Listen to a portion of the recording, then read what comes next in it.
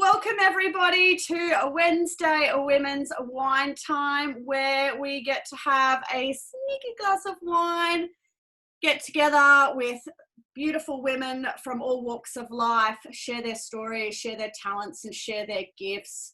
It is so wonderful tonight to have my very first return guest, Deb.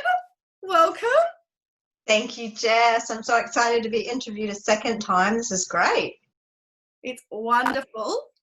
Deb owns the Gold Coast Spiritual Centre, and I first met Deb I think we were working that out last Friday, the Friday before, 2 years ago, when I went and did one of her, I did her mediumship development course, and we've stayed in touch ever since, and she's been a huge supporter, a huge mentor, and just such a special soul in my life. And I had the pleasure of her doing the foreword for my book too, which was so special, and I'm deeply grateful to her for that. So, Deb, where do you want to begin tonight? Well, I think you said, and by the way, ditto, I am so pleased to have you in my life. You're very special, Jess, and always so fun to be part of what's going on in your world and to see the progress that you make all the time. You're awesome. Like, when I say awesome, I mean you're like really amazing, your life. So I thought, you said you've had a few people ask about how you actually get in touch with your spirit team. But I thought we might start a little bit about the why you do it. Oh, that's a good one. Yeah? Yeah, I think that's fantastic. And I think, many of you here know, obviously, my why, but I might just go back over it again. My why was, I always, and I think a lot of people do, is they have that, that inner knowing, that connection, and you have it more when you're a child, and some people are more open to it than others. And so I had those gifts and things when I was little. I could always see auras. I could always see people who had passed on.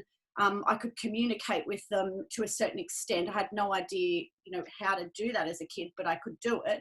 And then as I, growing up as a Christian girl, it was like, no, you can't go into that. That's the work of the devil. Shut it down, and, demons be gone, So that, my why was, after my mum committed suicide, I needed to have some answers. I needed to know why she did what she did. I needed to understand better as to, what was going on in her life. But Deb, do you want to tell people what's your why? Very similar to you. Grew up with some really interesting things happening in life, thinking everyone could do some of these things. And, you eventually pack it away because you don't want to be different than people. But I was just fascinated with it, totally fascinated with it. And I was really lucky that back in the day, when I was a young person, we didn't have the internet. So trying to find people to learn from, or even to find books to read about it. Like, you couldn't find books about how to be a psychic or how to be a medium in those days. You might get the odd, autobiography or something, but nobody told you the how. They didn't share those secrets. So for me, I was fascinated, always looking for some way to figure out how to use those gifts. And I came across a course at a uni, which I didn't attend that uni, but there was a night class for adults. And I went along, and this delightful man, I cannot remember his surname, but I remember his first name was Milton. And this delightful 70-something-year-old man, closer to 80 actually, was teaching this course on meeting your spirit guides and learning to do some energy healing and bits and pieces. And I was like, I'm there, sign me up. And so I learned how to communicate with my guides in one session, but I didn't really know what to do with it then. I was 19. I had no idea what to do with that. Like, okay, I know I have to. Now what do I do? And it wasn't until I hit a crisis point in my own life, many years later, that I really started to think, well, maybe I can do something with them. Maybe they can help me because I need some help. And it turned out that they could. And I guess that's why I get excited about, I don't care whether people become psychics or mediums or what they want to do with it, but I get excited about teaching people to connect with their teams, because when you can, first things first, they always hear us. Okay, so everyone has a team and they always hear us. It's just whether or not we notice what they're trying to share with us or tell us or show us, or that breadcrumb trail. Yeah. But it always excites me to connect people to themselves, number one, even if they never get to their spirit team. Many people don't know how to connect to self. And then to connect team, because then you're not on this life alone anymore. And then your power, and I mean that in the most positive way when I say power, I just mean personal power, becomes amplified. It certainly does, doesn't it?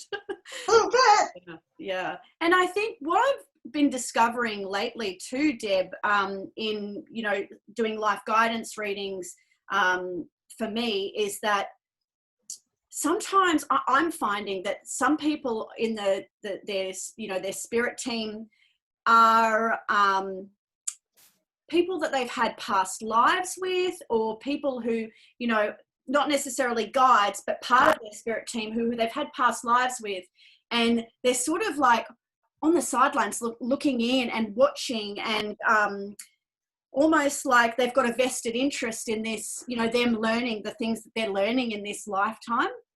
I had one last week where, you know, this lady had, what I saw was one of her past lives. She was very much a healer, and she had this incredible gift of, she was half American Indian, but half, you know, European. And so she was very trusted in the community because she had that connection to, you know, being European and being white. But then she had all these gifts from her American Indian heritage. And so she married these two together. And this was, you know, I'm going back like hundreds of years ago. But yeah, she had these two gifts, and she was healing people using, you know, natural remedies and potions and lotions, and there were people that she healed in that lifetime who had such a vested interest in her life in this lifetime, because she deeply impacted them. She'd changed their lives. She'd helped them on their journeys. That not only helped, it helped the lineage. And it was just so fascinating to kind of understand it from, you know, a different point of view. It was incredible. Fantastic. Wow. That sounds amazing, Jess. Yeah. So when we talk about, you know, the spirit team, we're talking about, what are we talking about? So we're talking about your guides, and when we talk about guides, we have a team of guides. Some people think, oh, I've got a spirit guide, and you do have one or two that primarily communicate and work with you throughout your whole life, but you actually have a whole team.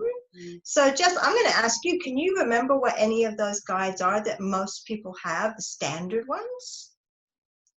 Me? Yeah. Oh, goodness, put me on the spot, Deb. I don't, for me, I don't know them like the standard ones, but for me, obviously, Joy is one that I've recently met, which is that's a standard one.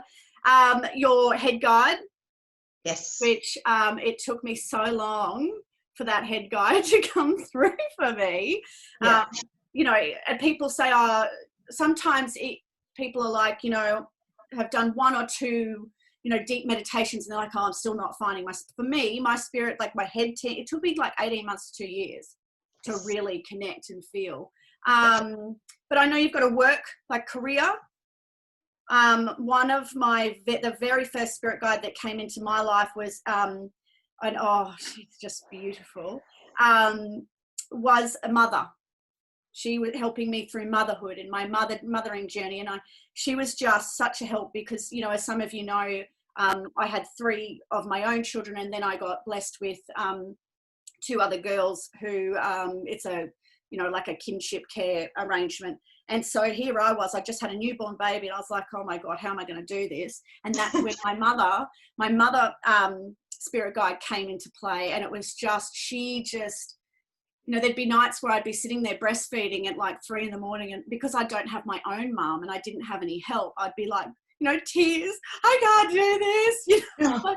It was so hard, you know. And I was like, I don't know if we've got the strength. And she'd just be there, you know, I'd just call her in and just, you know, ask her to come and help me, and she'd just be there. She's like, to me, the way I envision her, she's a big African-American woman. And she's like, oh, just come in here, you know what I mean? Like, and just give, you know, give me so much love, you know. But yeah, I mean, they're the main ones that for me. But you can remember. Yeah. Yeah, sure. Yeah. So we've got the, these are just the ones that most people have. You may not have all of these, but in my experience, most people have most of these. Yeah. And then there are other ones like motherhood guides. You know, there's puberty guides that pop in, you know, for a short time when we need them.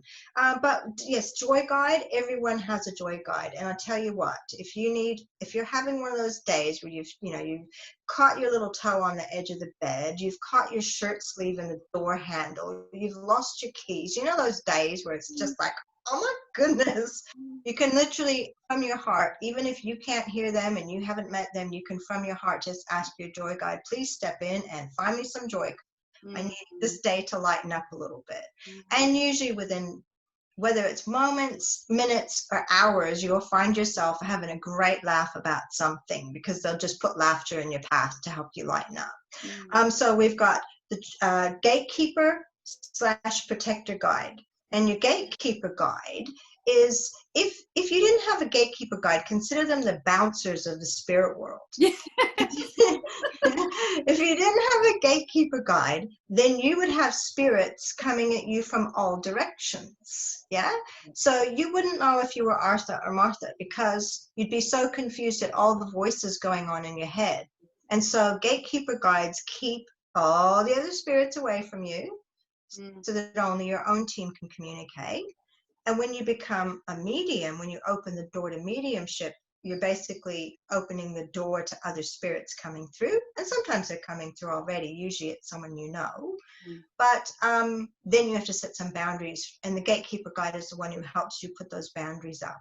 Yeah. You've got your life guide, your primary guide. And that's somebody that's usually with you from birth to death. And teacher guide. Everyone's got a teacher guide. Yeah. Because we're learning all the time, you know, no matter how old we are, we're learning. That's what life is all about. And health guide. Most people have a health guide.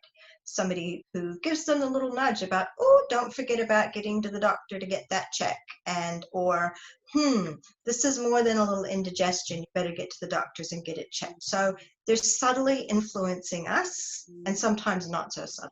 But these are the guidance team that influence. And then there's lots of other guides too. Yeah. Lots of other guides. But it just depends on what we need. If we're a musician, we have a music guide. If we're a writer, you have writing guides. Yeah? Like, we have guides that help us with all sorts of things. And some stay forever and some come and go as we need them. And then that's one part of the spirit team. And then we have the angels. Yep. And the angels, again, people often hear, well, probably all hear people say, oh, I have a guardian angel, or, oh, I wonder if I have a guardian angel. You guys have a team of angels assigned to you and only you, so you're never bothering them. You're not taking them away from somebody in more need, which sometimes the churches teach that. We don't want to bother those angels, but we actually have a team assigned to us. And the difference between guides and angels is guides get a little bit yappy and pushy and try to make things happen and make synchronicities happen for us and feed us the breadcrumb trail.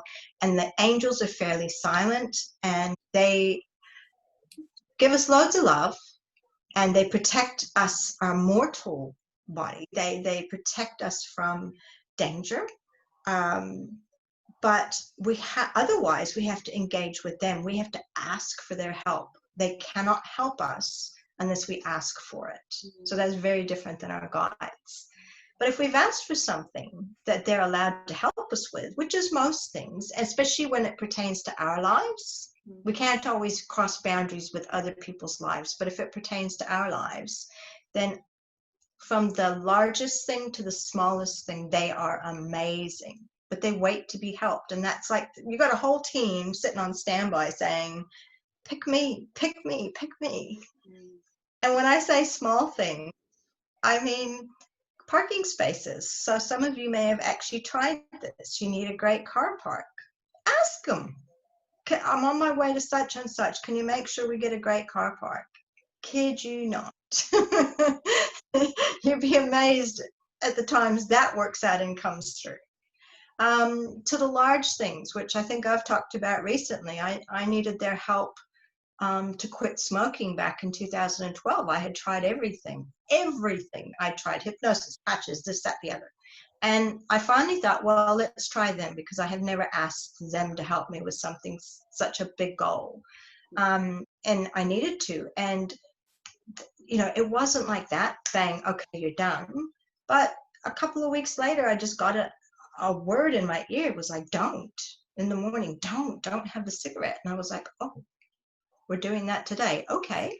like, don't. I was like, okay. And by about noon, I was like, oh, this isn't going too well anymore. And they were like, go to the cabinet in the bathroom. And they're like, there's smoking aids in there. Go and use those. And I thought, yeah, but they didn't work. And they said, go and use them anyways. And I thought, okay. And between them and the smoking aids, I finally cracked it after trying for 25 years to quit. And so there's big things you can, you know, healing, health. There's all kinds of things you can ask your angels for. And even like on I used to commute on trains, and there'd be babies that would sometimes be crying, you know, like airplanes, babies crying, etc. And sometimes I would just say to my angels, okay, angels, can you please get their angels to soothe them, to let them know it's going to be okay. And usually within seconds you hear the and they're done crying. And you've just called your angels to call their angels. It's quite amazing, really. Wow. Quite amazing to see it in place. So that's the other part of where the angels. And then I don't want to say lastly, but like the third piece is the spirit animals. And we all have those. And they can be hugely influential in our lives, and they come and they go. Yeah.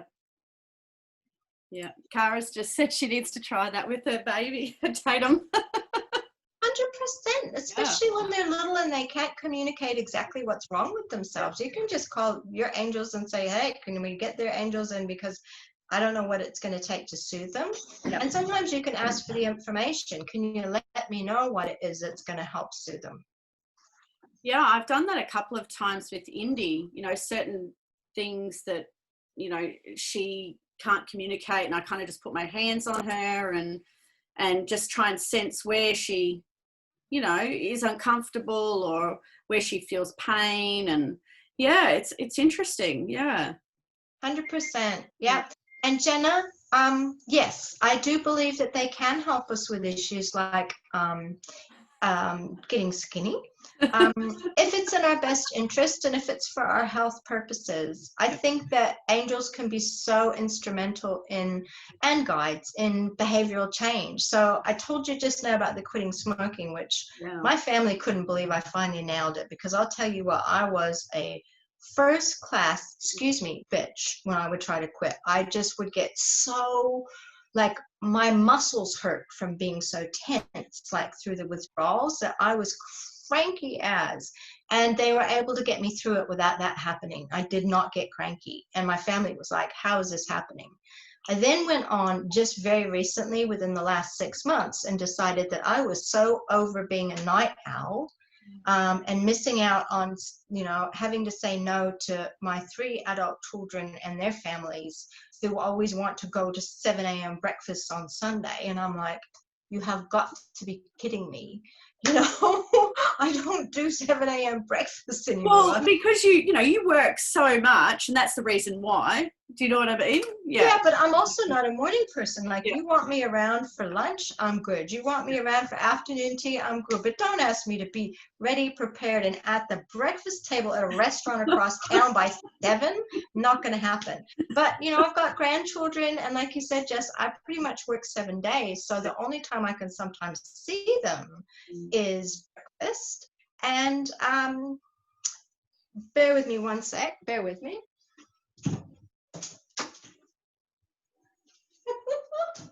You're going to crack up. My husband's not supposed to be making any noise. And I won't tell you what he's doing, but he's in there making noise. I can hear. Oh, we couldn't hear him. I'm like, oh, you'll probably hear Alex come home soon. He's decided that he's going to do football on Wednesday night. So I was like, it's the one night I just need you to watch. oh, no. Yeah. So I'm like, 7:30, guys, you need to put yourselves into bed. So we'll see if I turn out and they've actually done what they've been asked. But awesome. Yeah, so that what I was going to say, sorry about the interruption, was that I said to my angels, I said, well, this is a massive one. I've tried my whole life on my own to change the way that my body operates, my time clock, and it's been unsuccessful. And people went, oh, you just need to get up earlier and that will make you go to bed earlier. Wrong. I used to get up at 4:30 in the morning to get on a train at 5:30 or 6 a.m. I still couldn't get to bed until 12 or 1 in the morning. No. And it just ended up making me sick. I just couldn't sleep. So I finally asked them about 6 months ago, and I said, okay, guys, I am over myself. I am over this time clock. I need your help. I'd love to make a change and be a morning person. And I didn't notice it at first because nothing was happening except, and I forgot to ask. That's how long went by. It was at least a month or two. And I was going to sleep on the couch at about 9:30 or 10 o'clock. I was nodding off. I was like, wow, I'm really getting old now. Right? Forgot that I asked. Totally forgot that I asked. I was like, there I am, like asleep on like the couch. I'm like, oh. So anyways, that started. It still didn't notice. And I thought, well, maybe my body needs the extra sleep. And then one morning I got all these voices saying to me, whispering, Deb, Deb, Deb, Deb, Deb. And I was like, what? And they said, and I can't wake up without an alarm. I never have been able to. And they said, get up, look at the sunrise. And I went, oh. And so I jumped up and I went, and it was spectacular. You know, the ones with the light streaming out of the sun, the cloud. Well, Deb, I think you need to tell everybody you don't just live in an average place. Yes, another thing the angels made possible. So in a high rise that overlooks the water. So I get some amazing shots, but you know, I only got sunsets before because I couldn't do sunrise. That wasn't me. And so sure enough, I got up and they said, photograph it. And I was like, oh, you're too right. I'm photographing this. And I have not missed one morning since then. And I now go to bed at about 10:30. Wow. They changed my time clock after 54 years. So you can ask these guys for help. They really can. If I can do it for sleep and smoking, Jenna, then you can do it for food. 100%. Yeah. Whether it's fitness, whether it's food, whether it's whatever, they can help us. But it's not overnight, and it's just subtle and gentle when the changes happen. And I think that that's a good point to make, is that, you know, often I've found anyway, is that, you know, when you ask for something, it's like if they actually gave you what you immediately wanted, you wouldn't be ready for it. It's kind of like, you know, they make you do the little without you knowing, they make you do the little baby steps to get to that point. And then it's when you have that aha moment, you're like, oh, hang on. But if they had said to you, look, you know, when we're trying to manifest clients or, you know, more income or whatever it might be, if tomorrow they gave you, you know, 20 clients, you'd be like, oh my God, stress levels just went through the roof. What do I do? Whereas, you know, you kind of ask for something and then 3 to 6 months down the track and you're like, oh, hang on a second. You know, I've got clients or the same with money. You know, if you were given a certain amount of money tomorrow, it's like, oh, you'd probably just waste it away. Whereas if you know, really had increments over certain periods of time, you kind of use it to, you know, something more beneficial. I call it parlaying, which I think is a term they use in gambling, actually. But it means, you know, just continually putting more and more and more into your business, whether that's yourself or your business. When it creeps up slowly, you think, oh, I will get that stock, or I will take that course, or I will. But yeah, like you said, if you had 20 clients overnight, you'd be so stressed. You need to build up to it, but they will help you if you ask from your heart and you take inspired action to help them too. Like had I ignored them in the morning, they said, don't have the cigarette. and I got that nudge of just try not to have one right now. If I'd ignored them, wouldn't have worked. Yeah. But I was like listening for that subtle, oh, okay. I asked you however long ago, and it's happening now. All right. But see, they knew circumstances were right. Yeah. Love so it. there you go. And I was wondering if we should take a poll to see who might like to try to do a mini meditation to see if they'd like to try to connect. Yeah. Does that sound, do you just mean for all of us? Yeah. Yeah. Is everybody okay with that?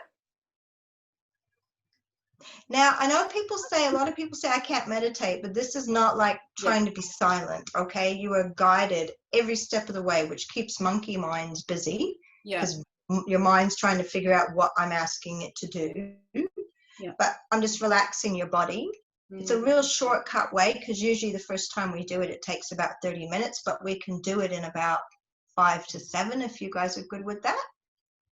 Yeah? Yeah, sounds good. Show us thumbs. Who's up for it? Good. And we can't see the rest of you on mute, so you're just going to have to go with the rest of us.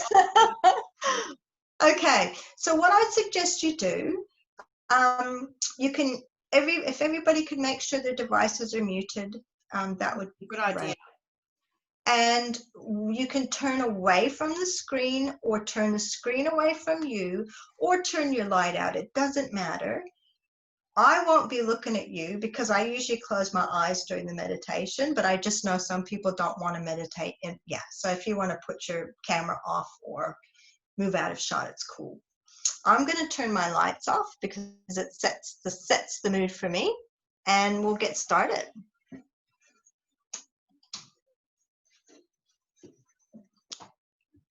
And I'll tell my husband we're starting so that he doesn't do something silly and make noise. Hang on. We're just starting.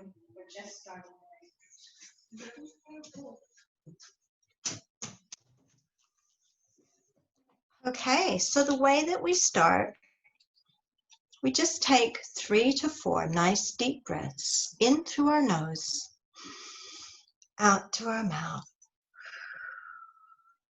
And just do those at your own pace. When you draw the breath in, draw it right down to your belly, and then fill up your lungs. And the reason we breathe out of our mouth or sigh is because that signals to our body that we're ready to relax. And just notice with each breath that you take, your shoulders are getting softer, and so is your belly. And it's as if your legs are melting into the spot where you're sitting.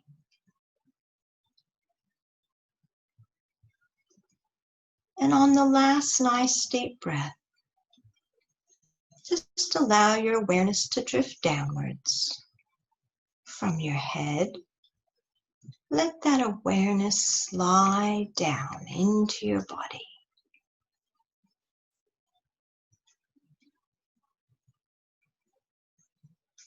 And if it takes a few breaths, just take your time, let that awareness drift downwards.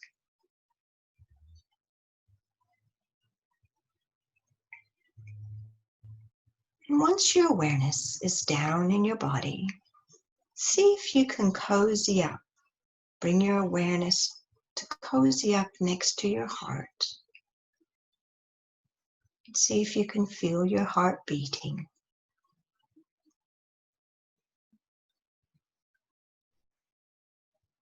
Remember to breathe.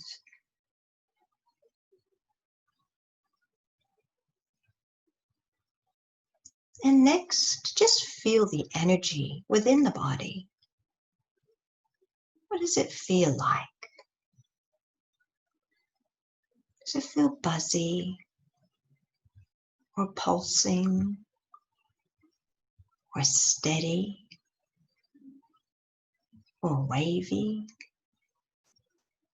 or something else? Just notice.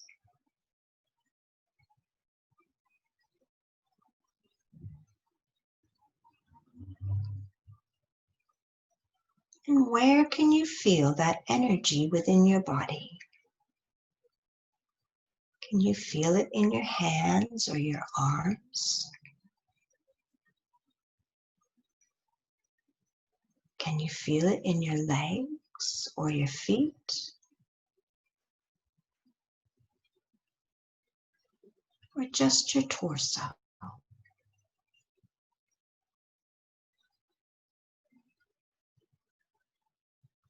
And when you're ready, take some of that energy and send it down your legs and out the bottoms of your feet.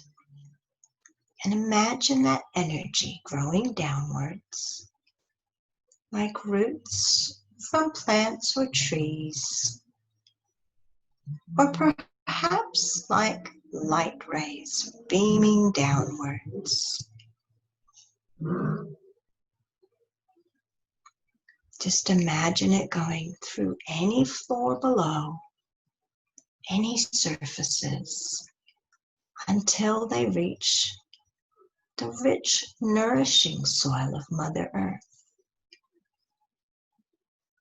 And then imagine or see those roots or light beams going deeper and deeper into that earth, just to ground and center us.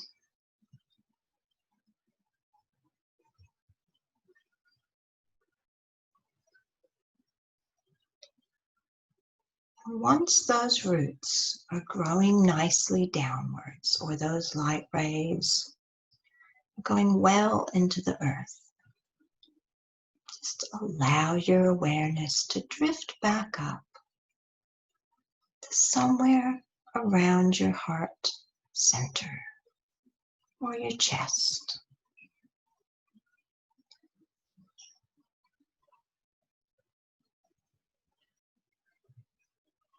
And in a moment, a doorway will open. But before it does, just know that you will be safe here. There are no people, animals, insects, reptiles, or other that can harm you here.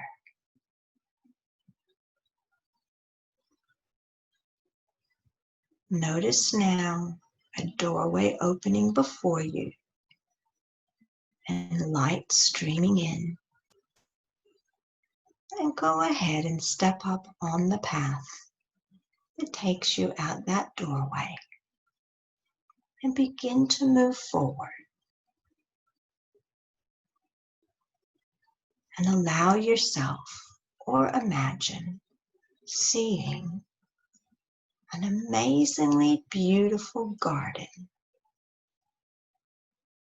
that you're walking through. It's a riot of colors with flowers, plants, trees, grasses.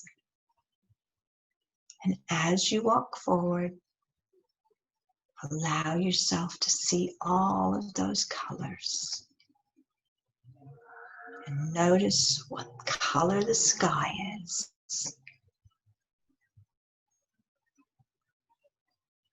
And notice what the air feels like on your skin.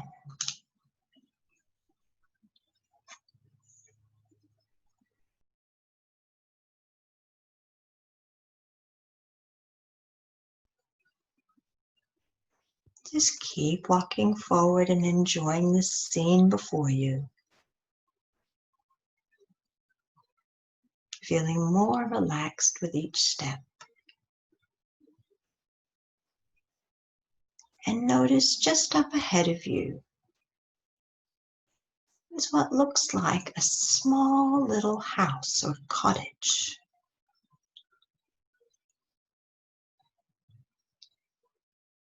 It's just adorable. And just notice what yours looks like and what it's made out of as you get closer and closer.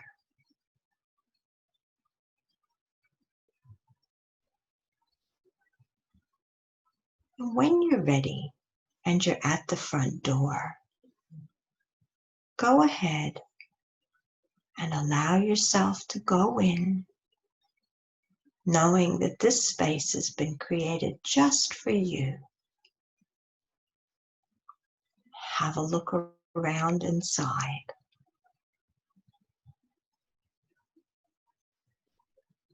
And if you can't see it, just allow yourself to imagine what your favorite small space would look like.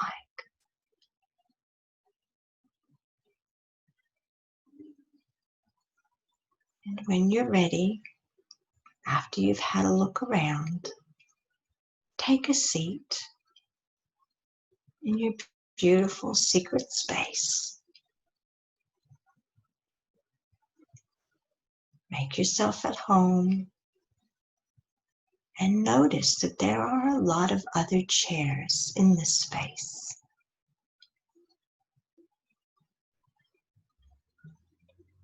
Just set the intentions that you'll only come into contact with your very own personal spirit team.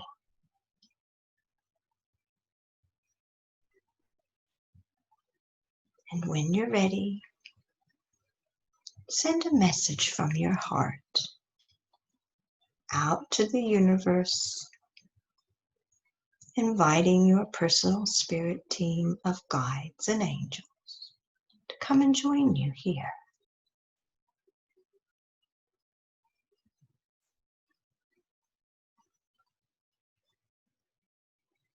And then just notice what you see, hear, feel, or know next.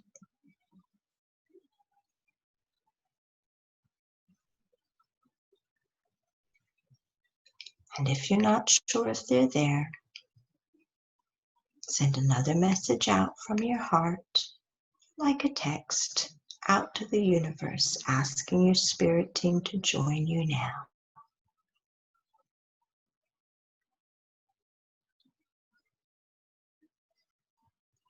And from your heart,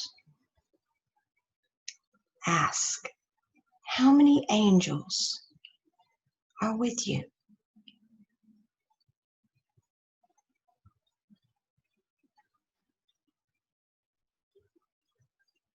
And from your heart, ask, how many guides are with you?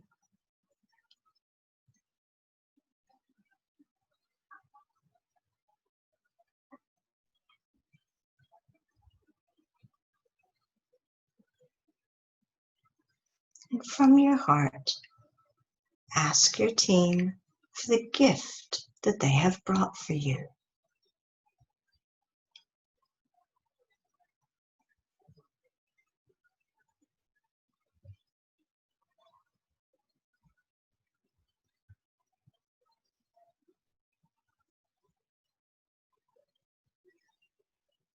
And lastly, from your heart, ask if they have any messages for you tonight.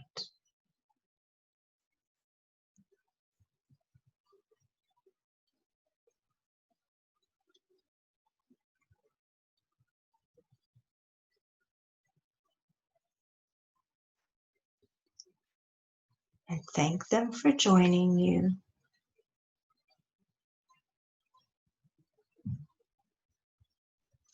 And ask them to accompany you back on the walk. You can hop up and step out of your small house. And bring your team with you as you walk through the beautiful garden. Feeling free to ask them any questions you'd like as you walk and admire the beautiful garden.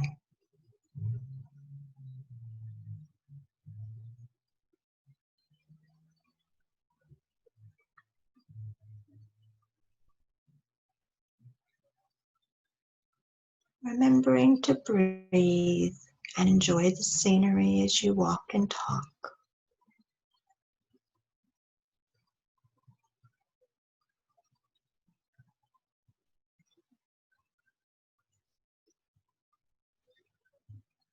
And noticing now that you're coming back to the place where you first started your walk in the garden.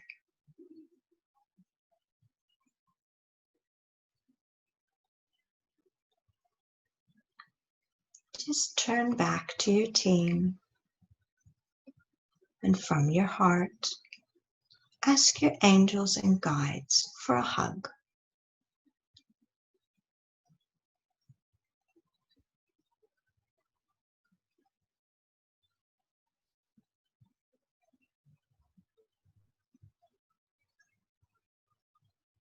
And thank them once again.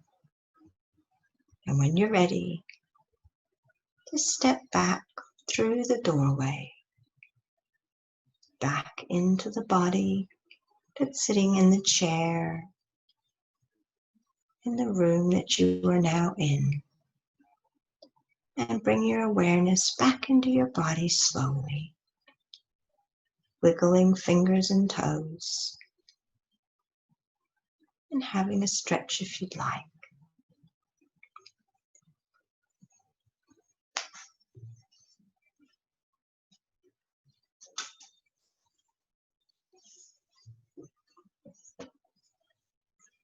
Bringing full awareness back now and rejoining Deb and Jess on the screen.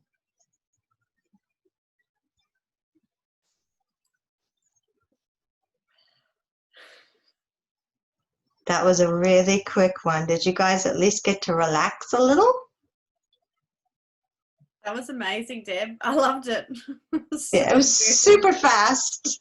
So just those of you whose hands we can see, show of hands, did you guys get to like imagine the garden and stuff?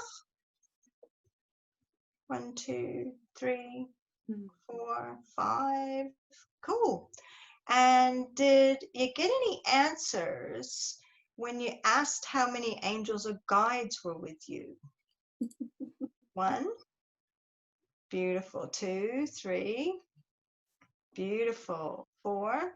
Great. Okay. Now, it doesn't always happen for everyone first time. And you often feel like you're imagining it. And that's okay. Because where spirit meets us is actually on the plane where we allow ourselves to imagine. Yeah? If we stay in logical mind and up here, that's where thought and ego reside. And ego always tells you, oh, you're just making it up. It's all a load of rubbish. But if we kind of shut that out and we go into our heart space and we keep trying, eventually we notice we're getting some answers back. And some people see them, some people don't. Some people expect to see a room full of people. They don't. Some see them as light, and some just hear something, and others, again, just feel a presence. And like anything, it can take a little bit of work. But I just encourage you to know that even if you can't see them, when you go into that quiet space, even without a meditation, just getting quiet when you need something or you want to ask for help, that's all you need to do. Just send it from your heart and they hear you. You there, Jess? Yeah, that was... Did I put you to sleep? No, but you put Trish to sleep. She must have needed the rest. She's had a big day. I fall asleep every single time I meditate without fail. You know who else used to do that, eh, Jess? Who? Alex. Yeah, that wouldn't surprise me. Yeah, Jess's husband was the same. The moment I would open my mouth to start the meditation, he was gone. Oh, that was so good. Thank you so much for doing that, Deb. I really appreciate it. It's just, you have just this most amazing voice too, to just make it so soothing and such a peaceful experience. Thanks, Jess. Well, you're very welcome. So I guess the next topic I kind of wanted to talk about tonight was about, you know, I've had a lot of people ask me about, moving into their gifts and their abilities, and some people, not everybody is a psychic medium, but I guess I wanted to have a chat about how do we tap into those gifts, and how do we discover those gifts, and I know what your answer will be to this question, but do we have the ability to can we be psychic? Do you know what I mean? Do we have those abilities? Does everybody have them, or is it just a select few? Okay, I liken it to music. So my mom and my dad used to be a musician, in his earlier days. My mother and my father used to always have this argument. And my mother would say, "Oh, I wish I could sing." And my father used to say, "Anyone can sing." My mother would say, "You know what I mean? I wish I could sing well." And it's the same with this. So anyone can have psychic hits, what we call hits of knowing information. And anyone can train to become a psychic or a medium. And almost anyone. But it's like, I used to say to my oldest son, he'd say, "Well, what do you mean anyone can do it?" I said, "It's like learning an instrument, right? You have to be willing to take the lessons, but also to do the practice. And if you're interested, you'll do it. And if it's not really your thing, like you thought learning violin would be fun, and then you got 3 lessons in it and went, this is not for me, that's okay too. But learning psychic or mediumship development is exactly like learning a musical instrument. Time, patience, a little bit of effort, and if you're keen, you will learn. Patience. A big one. I mean, you would know, but it's taken me a long time to get here. I think it's feeling, for many of us, it's feeling into that vulnerability too, because when we shift from, I used to have, be a lawyer, and it was, very analytical, and it was that, and then having the business with Alex, it was that shift from analytical into this spiritual realm. And it was kind of like, oh, this is awkward. This feels funny. This is uncomfortable. And that's completely normal. It's a very vulnerable space. Yeah. It is, because, it's, it's a gift. It's not like, we're like, being an accountant or, learning something like that. It's very much about, feeling in and being out of your comfort zone too, isn't it? Yeah. Yes, very much so. And the reason it's such a vulnerable space is if you're just doing the work yourself, for yourself, and you're communicating with spirit and you're getting some help in your life, that's not vulnerable. Yeah, that's okay. You can take that at your own pace and spend years developing that ability to communicate with your team. But when you start doing it to read for others, then you feel very vulnerable, because well, maybe this was all just my imagination, and I'm going to go blah and say it, and they're going to go nope. You're going to go, oh great, I'm crazy.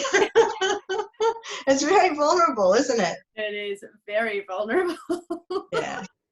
But if you're doing it right, they say, yes, you're right. If you engage your brain, nah, you're lost. I completely agree. But I also think too that many of us who are stepping into our gifts and our talents and stepping into spirituality have most likely had a past life where things haven't necessarily ended well either. And there is, I believe that we do take some of those things into, our lives going forward. Which, when you start to understand people's past lives, you understand why they are the way that they are. I mean, we had this conversation a couple of weeks ago, didn't we? Yes, yeah. Very interesting. It is, and I'm doing more and more past life readings, and yeah, it's fascinating. And the reason my guides are having me do it is to help people understand themselves now. Yeah. And it's empowering to understand why some of the things that you do, or the way that you are, why is that? And if it's empowering to know too that, oh, there's a reason, and also that I can change it once I have that knowledge. Yeah, and I think I want to. Yeah, and it helps to explain, some of the reasons why they feel stuck, or whether they feel, pains in certain areas. you know, I remember doing a Reiki on a lady, and I couldn't go anywhere near her throat. Like, it was just like they just wanted to slam me back against the wall. And I felt into that. And it was because she'd been beheaded in a past life. And it was like, oh my God, no wonder you don't want me near your neck. You know what I mean? Yeah. Very interesting. Sensitive area. Fascinating, hey? It is, yeah. And I just think it's so wonderful that, you know, past life stuff is starting to come up, because I know as a child, it was like I was raised that we never had past lives. You know, we didn't reincarnate. You know, you just had one and that was it. And so moving into this space and understanding things from a different perspective, and that's what it is about, perspective, has been really, really fascinating. Yeah. It is. Yeah. It's wonderful. I'm wondering, Jess, do you think any of them have any questions? Any of you? Yeah, that's what I was going to ask next. Hey! Yeah. I know we're running out of time, but I just want to open up the floor to anybody. You know, do you have any questions for Deb? She's very insightful, very knowledgeable. So feel free now to ask any questions that you have. Rowena? Hi, Deb. Thank you, Jess, for facilitating this space. It's so beautiful. It's nice to be here. Deb, I always get like a little flash of bits and pieces of what one of my guides' names is, and it's like I still can't get the name, but I always see a boy from high school, but I feel like it's not the name, but it's part of the name. So I just wanted to know, how else can I kind of clarify that? Okay, so that's a great question, because our guides, like us, have lived so many lifetimes. It's some of the numbers are staggering, and so they don't always respond to one name. Some of them are good. They identify, oh yeah, call me Eric, you know, and you go, oh, I got that one, okay. And others are like, I don't mind what you call me. I don't mind. And they won't give you the name. And I had my primary guide said I had to name him. And he said, what do I feel like to you? And I was like, you feel like Dan the Man to me. And so that's what he was known as, because his ego wasn't tied into a name. So he made me name him. So for you, if you're getting bits and pieces, what does that boy from high school, what does that remind you of? What name comes to mind? It's two names that keep coming up. And right? That's so funny you just said that, because it's like two names I always associate with this guide. So yeah, that's just really clarified it for me. So yeah, it's perfect. Yeah. Whatever you think it is, they're okay with that.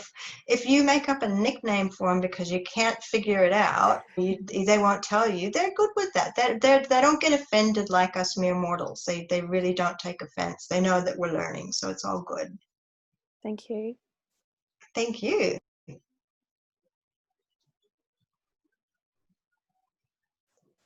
How did you go, Marnie? I'm just curious. How'd you go with meditating? Do you do that normally? I used to do it on a regular basis, but with everything that's been going on in the last 12 months, it's just been crazy. Yeah. And with my husband now, has been in hospital and he's just home today.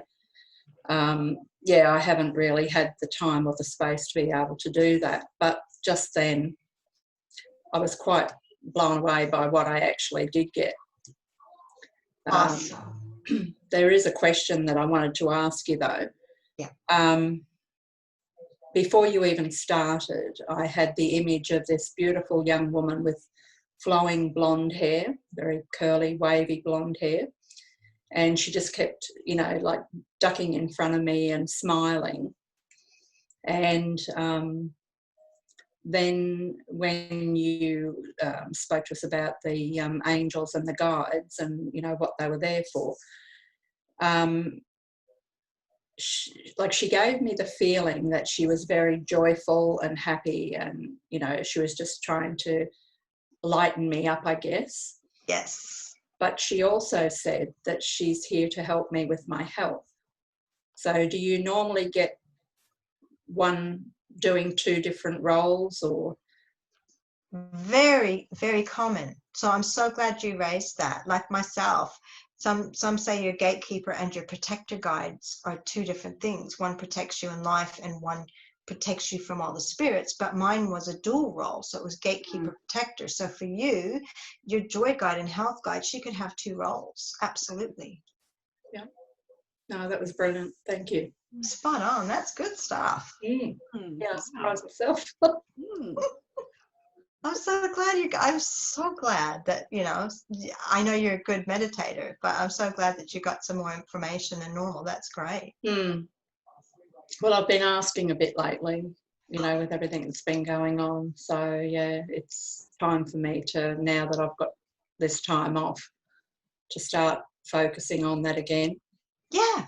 And that was a perfect segue to something I wanted to say is, you know, we only have to ask. People think, oh, what do I ask them? Ask them anything. And the information may not arrive like you expect it to arrive, but somehow you get your answers. I always get my answers. Beautiful. Thanks, Marnie. Thank you. I have to ask, how do I stop falling asleep every time I meditate? Trish, do you get enough sleep? Yeah. You do? Yeah. Okay.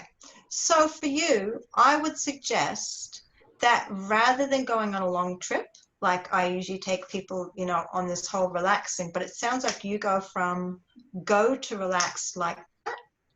So if I were you, I would start my work from after the first 4 breaths and going into my heart center.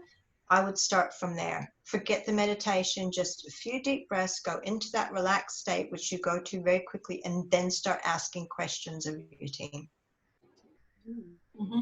Does that make sense? Yep, I do. I can switch off very, very quickly. Perfect. Then, and the whole reason that we do most of the meditations is to get people into the space where they can use their imagination, but you have that gift already, Trish, yeah? Let's go straight there. Yeah. So you don't need all the stuff in between. So you might as well just go straight to work. A few deep breaths, make sure your shoulders are relaxed, you're in your heart, and away you go. No meditating needed. Okay, I can short circuit that. Yeah, it's awesome. Oh, I love it. I love it. Hey, is Trish a time saver usually, Jess? Yes. She's very clever and very can be straight to the point. See, perfect. In a good way. Can I do something a little out of the ordinary tonight, Jess? Yeah, of course. Because we have a few writers here. Jess, you obviously a lot of you know Jess because Jess has written a book. Trish has written 14. 17 now. 17 now. 3 came together really quickly in the last few months, didn't they? Yeah. I just wanted to introduce you to Bern. Get out of the dark, Bern. Say hi. Bern is a beautiful new friend of mine who might come off of mute in a moment and say hi. Hi, Ben. Hi. How you doing? And how many books have you written now, Bern? 3. There you go. Ooh. And I just so thought that it'd be lovely to put so many of you together because that's something you have in common. And I thought Bern might really enjoy these hangouts too. Oh, it's Marnie. Yes, and Marnie's written a book. Oh, and Marnie, of course. Yeah. Jeez. She's just released hers. Out to the world. And Marnie, do you want to tell everybody who got a special copy today? Oh, my husband's doctor. Fabulous. Yes, and he was very, very complimentary. Yeah, it really made me feel humbled. Fantastic. Awesome. Bern, can you tell us a little bit about what you've written about? My speciality is actually the human spirit. I love to watch people's faces light up when they actually talk about their story, especially a story where there is adversity, so triumph over adversity. I think that always makes us feel a little bit less lonely on our journey because we all have adversity in our lives. So I just, there's nothing like watching the human just light up when you're listening to their story. And Bern's first book was an amazing way that you put it together with everybody's stories about Cyclone Yazzie, wasn't it? Yeah. And so your very first book was won the Queensland Book Award, is that right? Won the North Queensland Arts Award in the writing category, yeah. But that was me and 35 other contributors. So, yeah, I just instrumented. It took on a life of its own. It was absolutely amazing. Spectacular. Brilliant, isn't it? Oh, yeah. See, so I think you ladies could just have another session on writing books too. Yeah, because Trish talks, you know, a lot of her books are people's stories too. Trish, do you want to tell everyone one of the books that I'm attributing to? Oh, Yeah. It's Forever Changed by Suicide. Oh, beautiful. Oh, nice. Stories, and there's some awesome stories there. I'm just about finished. I've got 14. I'm waiting for one more to come in, and then we will go to editing. And it's going to be an awesome book, because every time I get a story, I cry with every single one I've got in. Oh, wow.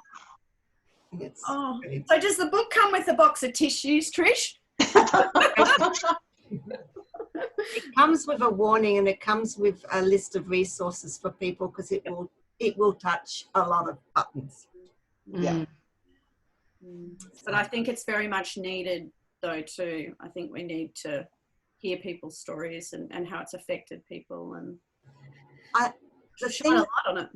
The thing that's come out of it is each person who sent me their story has also said, that it's really helped them, because it's helped them to bring a lot of things to the service, and for them to accept or change or move on. It's done a lot of healing in some people, a lot of moving on their journey. So it's a side effect. I think that's one of the beautiful things about people telling their story. It puts them into that headspace of where they actually allow it to release their story and release their hurts and their, I guess, the whole thing associated with their story. And it's just beautiful to watch them do that, because it's kind of releasing them from their own pain. What's interesting of this one is that there are a lot of people who had said they would like to, and I'm getting them say, I can't do it at this moment. They've tried to sit down to do it and realise that they're not ready to tell that story. And I've just said to them, when you're ready, you will. Obviously, you're not ready at this stage. But don't fight it. If you can't get that story out, then it's not time for it to come. Yeah. This will be a good book. It will it will be. I'm looking forward to that one. I really am. I think, you know, there's a lot of people that it'll help. I really do. I really, really do. Well, we've gone way over time tonight. Yes. Sorry, my apologies. It's just been such a wonderful night. I'd like to thank you, Deb, so much. I'm so grateful to have walked into the centre many moons, well, it feels like many moons ago, 2 years ago, and I just was so apprehensive. I was like, oh my God, what am I getting myself into? And then this woman opens the door, and she was just like an angel standing there. I was like, yep, I'm in the right place. I'm ready. Let's do this. So I thank you so much, Deb, for all that you've gifted to me, all the knowledge and the mentorship. You are just such an incredible soul. Thank you, Jess, for inspiring me and inspiring so many others, and for giving me this opportunity again tonight. Thank you so much. You're very, very welcome. Well, thank you, everyone, for joining me tonight on Wednesday, a Women's Wine Time. It has just been such a divine night tonight. Next week, we have a special guest, Rowena, who is on the call tonight. She's going to be our guest next week. I'm really excited. Rowena, do you want to maybe just say hi? Hi. I'm really excited to have you on next week. Yeah, I'm really excited, and it's so funny because Jess is doing a talk in my group next week too, so that was divine timing around that too. It certainly was. Well, ladies, thank you again. If you want any more information or you want to connect with me, www.jessermak.com, JESSERMAK. I am moving into the reading space, which is super exciting, but as we spoke about before, very vulnerable and uncomfortable at times, but I am excited. So I've just started doing life guidance readings. If you want to check that out, that's on my website as well. Until next week, take care, love, light, and blessings. Thanks, Sarah. Yes, thanks, Deb. Thanks, guys. Thank you.